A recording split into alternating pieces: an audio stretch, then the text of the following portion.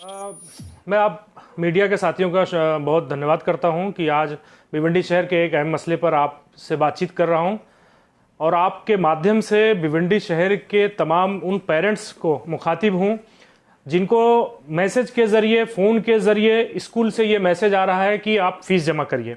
हमारा ये मानना है कि जब पढ़ाई नहीं हो रही है, नो स्कूल नो फीस। और जिन हालात में 6 महीने से भिवंडी के लोग या देश के लोग जिन हालात में रह रहे हैं, जिस तरह से वो ज़िंदगी गुजार रहे हैं, उसमें उनके ऊपर इस तरह का दबाव क्यों बनाया जा रहा है कि उनको फीस देनी पड़े, जबकि पढ़ाई के नाम पे कुछ भी नहीं हो रहा है। तो मोबाइल के नाम पे, ऑनलाइन के नाम पे पढ़ाने का खेल खेला गया है, ड्रामा किया गया है सिर्फ फीस वसूली के नाम पे। और इसके अलावा भी बहुत सारे सामाजिक संगठन, बहुत सारे नगर सेवक ने कहा कि ये मुद्दा बहुत अहम है और इस मुद्दे को आप आगे बढ़ाइए।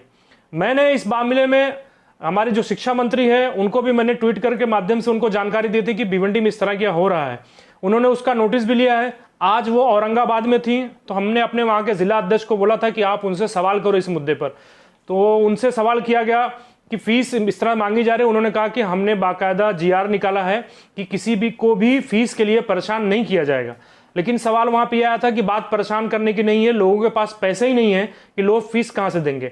और इस पढ़ाई का मैं समझता हूं कोई मतलब भी नहीं है जिसमें ऑनलाइन मुश्किल से 8 या 10 या 20 बच्चे एनरोल हो रहे हैं। बहुत सारे स्कूल के ऐसे हैं जो खुली नहीं है। तो चंद लोगों को पढ़ा करके कुछ लोग जो फीस वसूलने का खेल खेल रहे हैं, हम उसका विरोध करते हैं। और हम भिवंडी के आवाम से, जनता से यह अपील करेंगे कि आप कोई भी उनके दबाव में आने का नहीं है, उनको फीस देने का नहीं है। इसलिए कि 8वीं तक के बच्चों को ना वो नाम काट के निकाल सकते हैं, ना उनको फेल कर सकते हैं, क्योंकि उनका और अहम मुद्दा आया था। कुछ लोगों का कहना है कि जो टीचर्स हैं उनका कैसे चलेगा।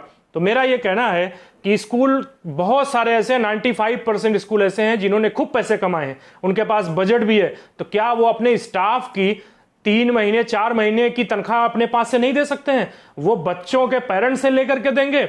इसलिए हम इसका विरोध कर रहे हैं और जरूरत पड़ी तो हम महाराष्ट्र की जो मिनिस्टर है वर्षाताई गायकवाड़ जी, उनसे भी मिलेंगे और मेमोरेंडम दे के कहेंगे कि आप एक गाइडलाइन जारी करो कि महाराष्ट्र में, पूरे महाराष्ट्र में कहीं भी इस तरीके से लोगों से फीस के नाम पे उनको परेशान नहीं किया जाना चाहिए। मदद सरकार पिछले 6 महीने से रेवेन्यू के नाम पे सरकार के पास कुछ नहीं, वो मदद ही लगातार कर रही है। सबका फ्री का ट्रीटमेंट कर रही है, फ्री का इलाज हो रहा है सारे हॉस्पिटल में, आप देख रहे हैं। रही बात स्कूल की, तो ये जितने स्कूल की बात हो रही है, जिनका मैं नाम लेके किसी का बदनाम नहीं करना है, लेकिन सारे स्कूल पैसे कमाए हुए मोटे मैनेजमेंट है। तो क्या वो अपने स्टाफ का 2-4 महीने की तनख्वाह नहीं दे सकते हैं? मेरा ये सवाल है। सही बात सरकार से मांग की तो बिल्कुल हम सरकार से डिमांड करेंगे कि अगर कोई ऐसा स्कूल है जिनके पास बजट नहीं है, फंड नहीं है, सबकी ऑडिट रिपोर्ट रहती है सरकार के पास, तो बिल्कुल सरकार से मदद मांगी जाएगी। लेकिन पेरेंट्स को परेशान आपने कहा कि जो टीचर्स लोगों का क्या होगा, तो मैं आपको बताना चाहता हूं कि एक स्कूल में तकरीबन, छोटी स्कूल बड़ी स्कूल मिला जुला करके अगर आप एवरेज निकालोगे तो एक स्कूल के अंदर तकरीबन 4 से 5 हज़ार स्टूडेंट्स पढ़ाई करते हैं।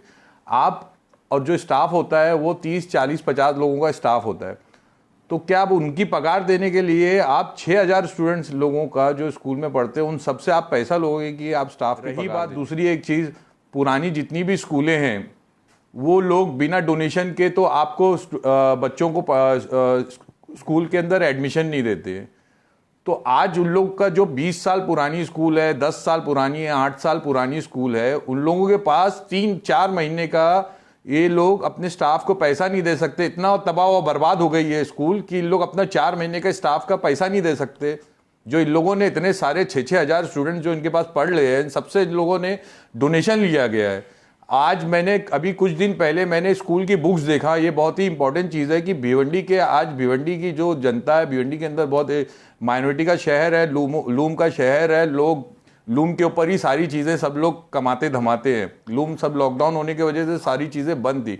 आज धामन नाके पे, मैं नाम नहीं लूँगा स्कूल का, लेकिन आज धामन नाके पे एक स्कूल के अंदर 350 रुपये की एक किताब दी जा रही है।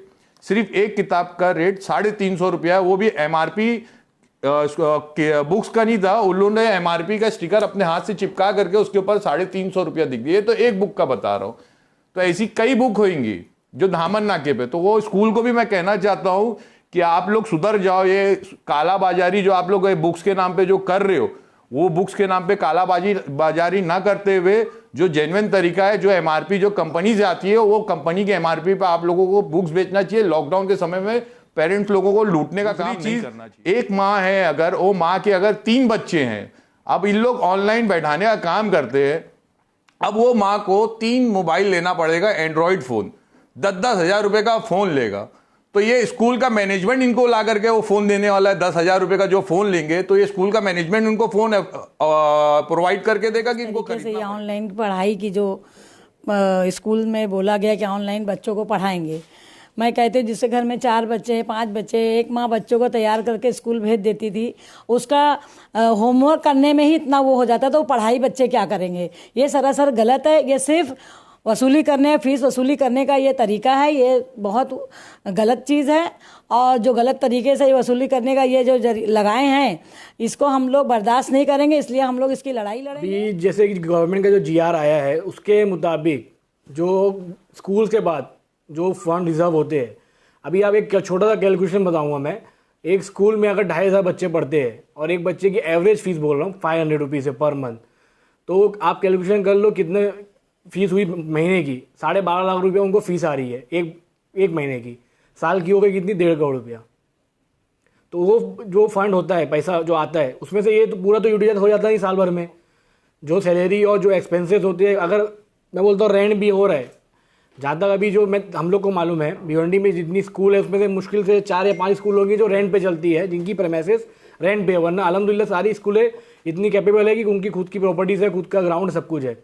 तो उनके पास इतना रिजर्व फंड होता है कि वो फंड से वो यूटिलाइज करके जो सैलरी देना है इनको, जो ये एक मुद्दा बनाया है कि हमको फीस नहीं मिलेगी तो हम सैलरी कहाँ से देंगे, तो वो सैलरी देने के लिए उनके पास उतना रिजर्व फंड है। आज 20-20 साल से स्कूल चला रहे हो तो आपके पास इतना रिजर्व फंड नहीं है कि आप अपने स्टाफ को सैलरी दे सको।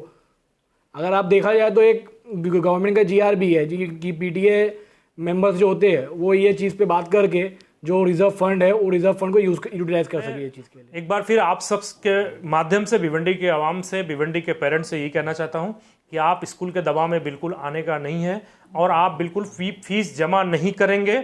ये आपके अधिकार में क्षेत्र में आता है। जब स्कूल खुले नहीं, पढ़ाई नहीं हुई, ना किसी ट्रांसपोर्टेशन का पैसा देना है, ना तो ट्यूशन फीस का देना है। और मैं आपके माध्यम से महाराष्ट्र सरकार से भी मांग करता हूं कि आप एकेडमिक ईयर जैसे घोषित हो सा उसी तरीके से आप ये घोषणा करें कि पढ़ाई कब से शुरू होगी।